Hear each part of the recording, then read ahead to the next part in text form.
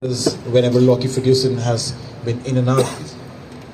I've observed this, and I'm sure that everyone will agree that the Vipers have consistently rotated and used their UAE resources really well. Like Tanish Suri got a run for straight 6 games.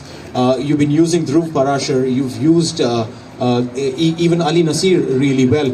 How do you guys balance that plan out on utilization of UAE resources? Yeah, it's been good. I think it's helped that we've won a few games at the start, so there's no external pressure in terms of guys are worried about combinations. The UAE guys have done really well. Kazi's come in and bowled with good pace and brought something different. And we've got a nice blend of a couple of spinners, some good batters, a wicket keeper, and Tanish. So we got quite a good squad. So it's been quite a smooth process and a great coaching staff. So it's been really good. Your experience and with your experience playing around the world in franchise cricket, international cricket, do you see UAE cricketers actually coming out and approaching you and saying, "Hey Sam, how to do this?" Or can I learn this little trick from you?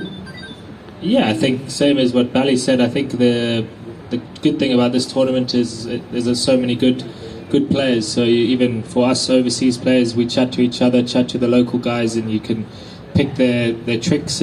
Know the conditions quite well in the UAE, so it's been fantastic, and hopefully we can keep the momentum. Mohammad Amir, the point that Sam made over here, that senior players coming out and sharing the dressing room secrets, as one would say. Khuzaima Tanveer, fantastic bowler. Chat up with him, उनसे बात होती है, उनसे questions वो आके पूछते हैं कि वो खामोश साइड में रहते हैं. No. I believe that I played with him in T10 also.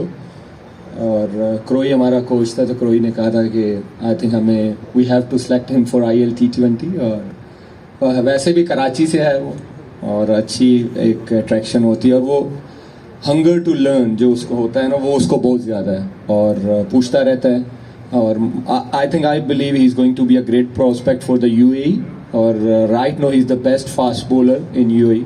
और मुझे लगता है कि जिस तरह वो हार्ड वर्क कर रहा है, आई थिंक उसका फ्यूचर जो है वो बहुत ब्राइट है.